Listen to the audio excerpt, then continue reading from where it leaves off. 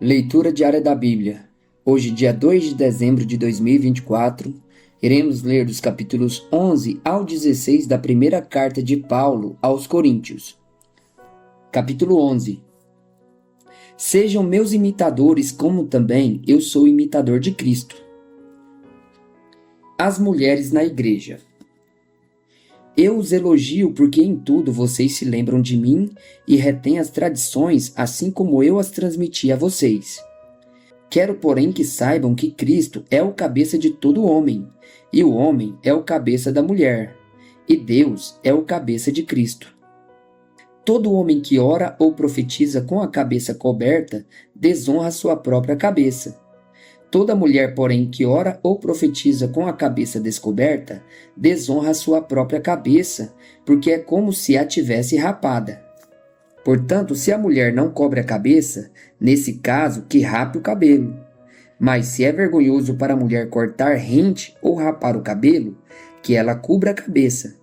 Porque o homem não deve cobrir a cabeça por ser ele imagem e glória de Deus, mas a mulher é glória do homem.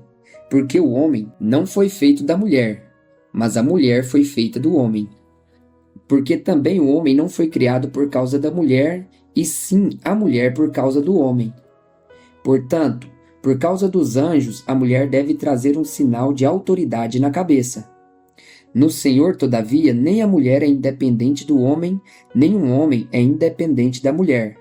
Porque assim como a mulher foi feita do homem, assim também o homem nasce da mulher, e tudo vem de Deus. Julguem entre vocês mesmos: é próprio que a mulher ore a Deus com a cabeça descoberta? Ou a própria natureza não lhes ensina que é desonroso para o homem usar cabelo comprido? E que, tratando-se da mulher, é para ela uma glória? Pois o cabelo lhe foi dado em lugar do véu. Mas se alguém quiser discutir essa questão, saiba que nós não temos tal costume, nem as igrejas de Deus. Instrução quanto à celebração da ceia do Senhor. Mas nisto que agora prescrevo, não posso elogiá-los, porque vocês se reúnem não para melhor, e sim para pior. Porque, antes de tudo, estou informado de que quando se reúnem na igreja, existem divisões entre vocês, e eu, em parte, acredito que isto é verdade. E é até necessário que haja partidos entre vocês, para que também os aprovados se tornem conhecidos entre vocês. Quando, pois, se reúnem no mesmo lugar, não é a ceia do Senhor que vocês comem, porque quando comem, cada um toma antecipadamente a sua própria ceia, e enquanto um fica com fome, outro fica embriagado. Será que vocês não têm casas onde pode comer e beber? Ou menosprezam a igreja de Deus e envergonham os que nada têm? Que posso dizer a vocês? Devo elogiá-los? Nisto certamente não posso elogiá-los. Porque eu recebi do Senhor o que também lhes entreguei, que o Senhor Jesus, na noite em que foi traído, pegou o pão e, tendo dado graças, o partiu e disse: Isto é o meu corpo, que é dado por vocês. Façam isto em memória de mim. Do mesmo modo, depois da ceia, pegou também o cálice, dizendo: Este cálice é a nova aliança no meu sangue. Façam isso todas as vezes que o beberem, em memória de mim. Porque todas as vezes que comerem este pão e beberem o cálice, vocês anunciam a morte do Senhor até que ele venha. Por isso, aquele que comer o pão ou beber o cálice do Senhor indignamente será réu do corpo e do sangue do Senhor. Que cada um examine a si mesmo, e assim coma do pão e beba do cálice. Pois quem come e bebe sem discernir o corpo, come e bebe juízo para si. É por isso que há entre vós muitos fracos e doentes, e não poucos que dormem. Porque se julgássemos a nós mesmos, não seríamos julgados. Mas, quando julgamos, somos disciplinados pelo Senhor para não sermos condenados com o mundo. Assim, meus irmãos, quando vocês se reúnem para comer, esperem uns pelos outros. Se alguém tem fome, que coma em casa, a fim de que vocês não se reúnam para juízo. Quanto às demais coisas, eu os ordenarei quando for aí. Sobre os dons espirituais. Capítulo 12. Irmãos, não quero que vocês estejam desinformados a respeito dos dons espirituais.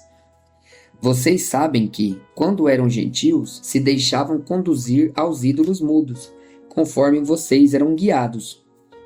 Por isso, quero que entendam que ninguém que fala pelo Espírito de Deus afirma: Anátema Jesus. Por outro lado, ninguém pode dizer: Senhor Jesus, senão pelo Espírito Santo. Ora, os dons são diversos, mas o Espírito é o mesmo. E também há diversidade nos serviços, mas o Senhor é o mesmo. E há diversidade nas realizações, mas o mesmo Deus é quem opera tudo em todos. A manifestação do Espírito é concedida a cada um visando um fim proveitoso. Porque a um é dada mediante o Espírito a palavra da sabedoria, a outro, segundo o mesmo Espírito, a palavra do conhecimento. A um é dada no mesmo Espírito a fé, a outro no mesmo Espírito dons de curar, a outro operações de milagres, a outro profecia, a outro discernimento de espíritos, a um é dada variedade de línguas e a outro capacidade para interpretá-las. Mas um só e o mesmo Espírito realiza todas essas coisas, distribuindo-as a cada um individualmente, conforme ele quer. A unidade da Igreja. Porque assim como o corpo é um e tem muitos membros, e todos os membros, mesmo sendo muitos, constituem um só corpo, assim também é com respeito a Cristo. Pois em um só Espírito todos nós fomos batizados em um só corpo, quer judeus, quer gregos, quer escravos, quer livres. E a todos nós foi dado beber de um só Espírito. Porque também um corpo não é um só membro, mas muitos. Se o pé disser, porque não sou mão, não sou do corpo, nem por isso deixa de ser corpo. Se o ouvido disser, porque não sou olho, não sou do corpo, nem por isso deixa de ser do corpo. Se todo o corpo fosse olho, onde estaria o ouvido? Se todo ele fosse ouvido, onde estaria o olfato? Mas Deus dispôs os membros, colocando cada um deles no corpo, como ele quis. Se todos, porém, fossem um só membro, onde estaria o corpo? O certo é que há muitos membros, mas um só corpo. Os olhos não podem dizer à mão, não precisamos de você. E a cabeça não pode dizer aos pés, não preciso de vocês. Pelo contrário, os membros do corpo que parecem ser mais fracos são necessários, e os que não parecem menos dignos no corpo, a estes damos muito maior honra. Também os que em nós não são decorosos revestimos de especial honra, ao passo que os nossos membros nobres não têm necessidade disso.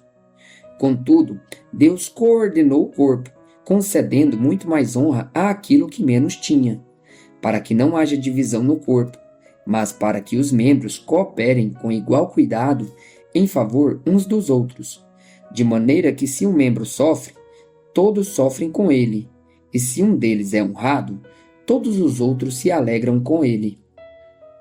Ora, vocês são do corpo de Cristo, e individualmente membros desse corpo. A uns Deus estabeleceu na igreja, primeiramente apóstolos, em segundo lugar profetas, em terceiro lugar mestres, depois operadores de milagres, depois os que têm o dom de curar, ou de ajudar, ou de administrar, ou de falar em variedade de línguas. Será que são todos apóstolos? Será que são todos profetas? Será que são todos mestres? São todos operadores de milagres? Todos têm dons de curar? Todos falam em línguas? Todos têm o dom de interpretar essas línguas? Entretanto, procurem com zelo os melhores dons. O amor é o dom supremo. Capítulo 13. E eu passo a mostrar-lhes um caminho ainda mais excelente. Ainda que eu fale as línguas dos homens e dos anjos, se não tiver amor, serei como bronze que soa ou como símbolo que retine. Ainda que eu tenha o dom de profetizar e conheça todos os ministérios e toda a ciência, ainda que eu tenha tamanha fé a ponto de transportar montes, Se não tiver amor, nada serei. E ainda que eu distribua todos os meus bens entre os pobres, e ainda que entregue o meu próprio corpo para ser queimado, se não tiver amor, isso de nada me adiantará. O amor é paciente e bondoso. O amor não arde em ciúmes, não se envaidece, não é orgulhoso, não se conduz de forma inconveniente, não busca os seus interesses, não se irrita, não se ressente do mal. O amor não se alegra com a injustiça, mas se alegra com a verdade.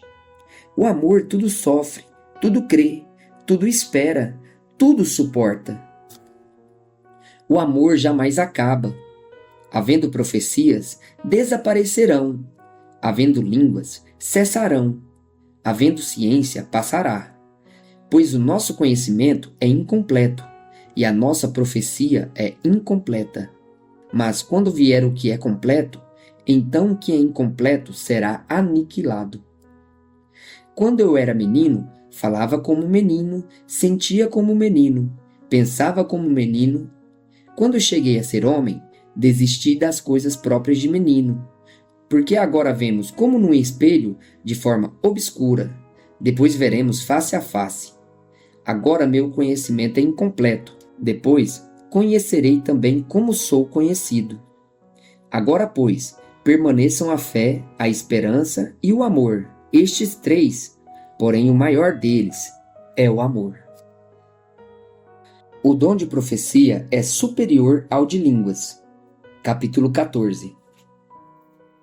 Sigam o amor e procurem com zelo os dons espirituais, principalmente o de profetizar.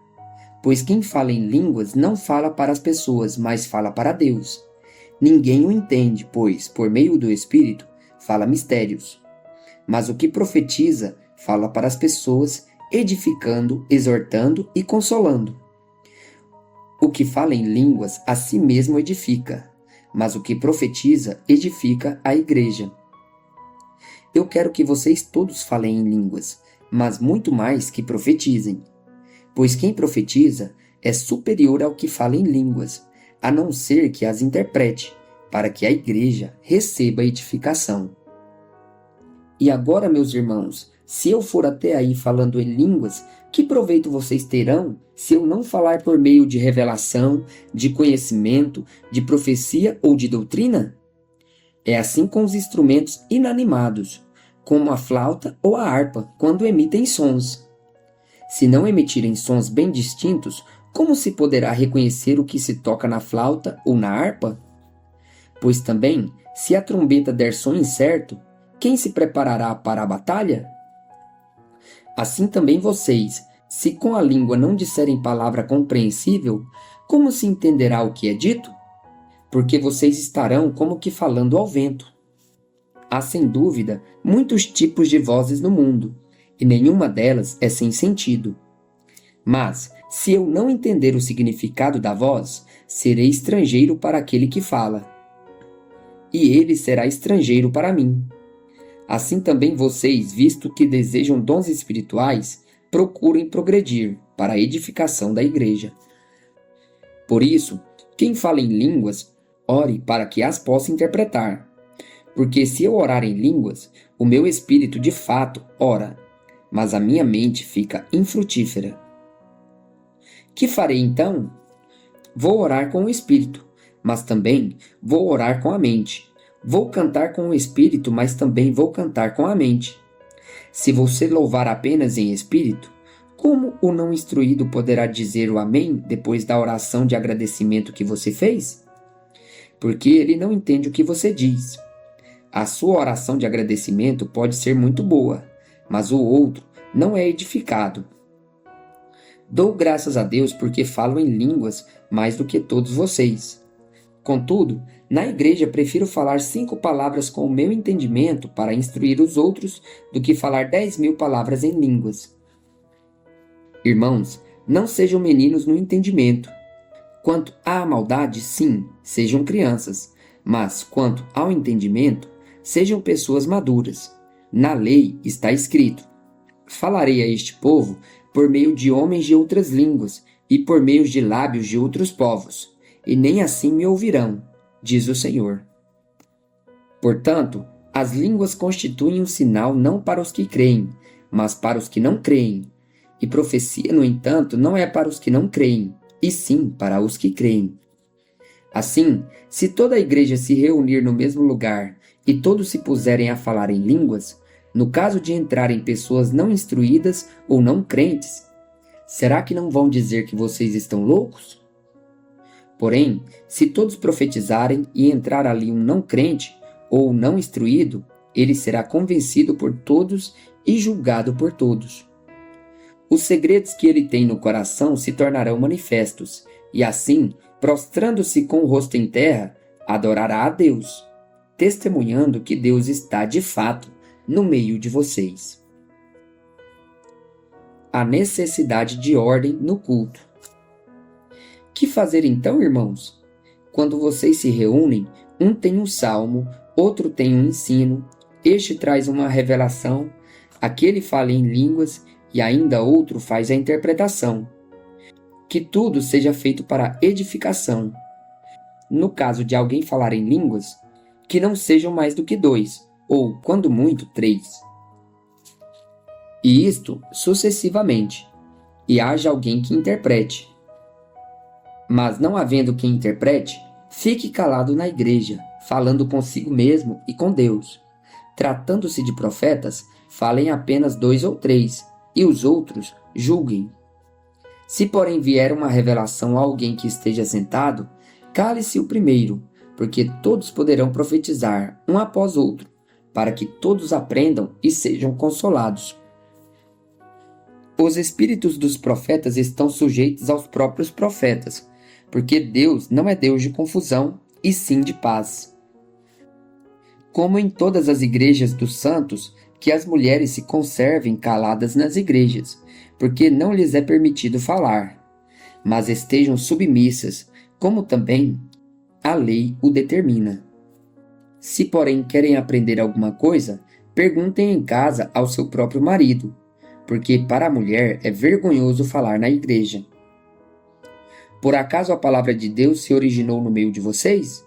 Ou será que ela veio exclusivamente para vocês? Se alguém se considera profeta ou espiritual, reconheça que é mandamento do Senhor o que estou escrevendo para vocês. E se alguém o ignorar, será ignorado. Portanto, meus irmãos, procurem com zelo o dom de profetizar e não proíbam que se fale em línguas. Tudo, porém, seja feito com decência e ordem. A ressurreição de Cristo. Capítulo 15. Irmãos, venho lembrar-lhes o evangelho que anunciei a vocês, o qual vocês receberam e no qual continuam firmes. Por meio deles vocês também são salvos, se retiverem a palavra assim como a preguei a vocês, a menos que tenham crido em vão. Antes de tudo, entreguei a vocês o que também recebi, que Cristo morreu pelos nossos pecados, segundo as Escrituras, e que foi sepultado e ressuscitou ao terceiro dia, segundo as Escrituras. E apareceu a Cefas e depois aos 12. Depois foi visto por mais de 500 irmãos de uma só vez, dos quais a maioria ainda vive, porém alguns já dormem.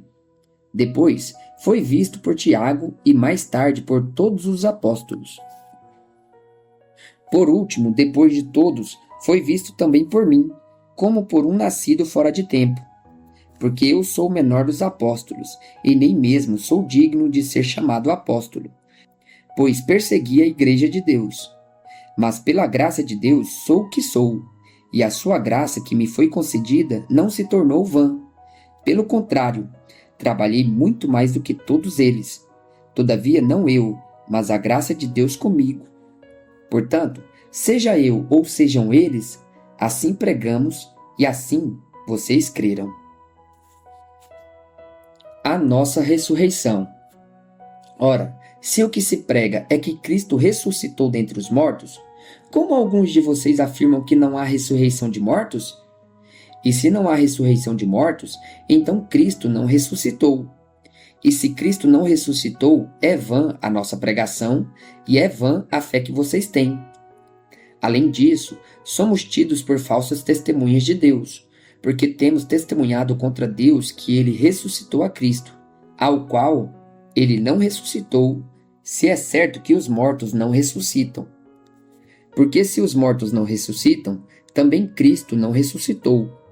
E se Cristo não ressuscitou, é vã a fé que vocês têm. E vocês ainda permanecem nos seus pecados. E ainda mais, os que adormecem em Cristo estão perdidos. Se a nossa esperança em Cristo se limita apenas a esta vida, somos as pessoas mais infelizes deste mundo. Mas de fato Cristo ressuscitou dentre os mortos, sendo ele as primícias dos que dormem. Visto que a morte veio por um homem, também por meio de um homem veio a ressurreição dos mortos. Porque assim como em Adão todos morrem, assim também todos serão vivificados em Cristo. Cada um, porém, na sua ordem. Cristo, as primícias, depois os que são de Cristo na sua vinda. E então virá o fim, quando ele entregar o reino ao Deus e Pai, quando houver destruído todo o principado, bem como toda potestade e poder. Porque é necessário que ele reine até que tenha posto todos os inimigos debaixo dos seus pés. O último inimigo a ser destruído é a morte. Porque ele sujeitou todas as coisas debaixo dos seus pés. E quando diz que todas as coisas lhe estão sujeitas, certamente exclui aquele que tudo lhe sujeitou. Quando, porém, todas as coisas lhe estiverem sujeitas, então o próprio Filho também se sujeitará àquele que todas as coisas lhe sujeitou, para que Deus seja tudo em todos. De outra maneira, que farão os que se batizam por causa dos mortos? Se de fato os mortos não ressuscitam, por que se batizam por causa deles? E por que também nós nos expomos a perigos a toda hora? Dia após dia morro. Eu afirmo isso, irmãos, pelo orgulho que tenho de vocês em Cristo Jesus, nosso Senhor. Se como homem lutei em Éfaso contra feras, qual foi o meu proveito?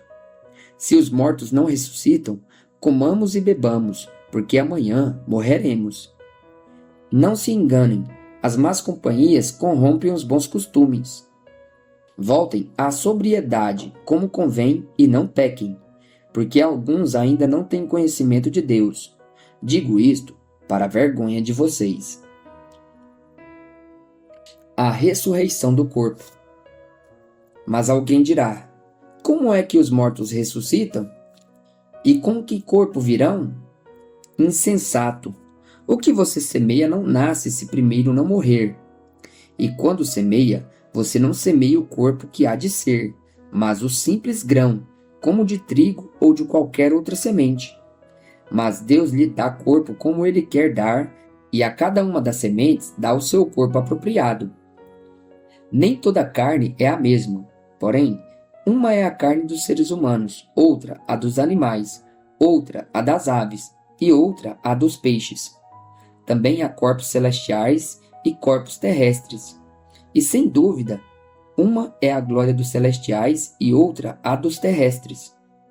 Uma é a glória do sol, outra a glória da lua, e outra a das estrelas, porque até entre estrela e estrela há diferenças de glória.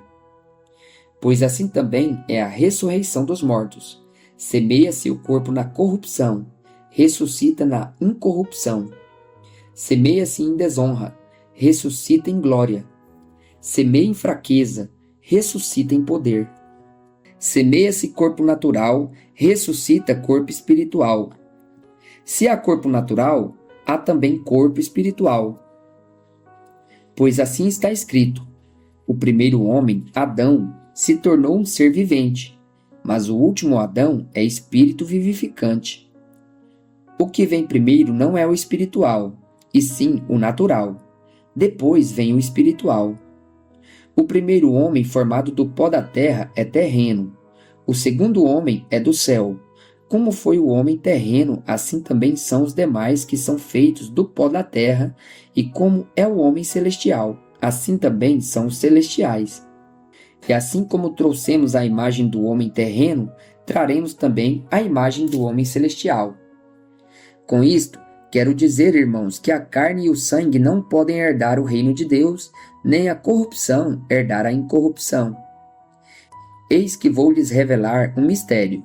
Nem todos dormiremos, mas todos seremos transformados, num momento, num abrir e fechar de olhos, ao ressoar da última trombeta.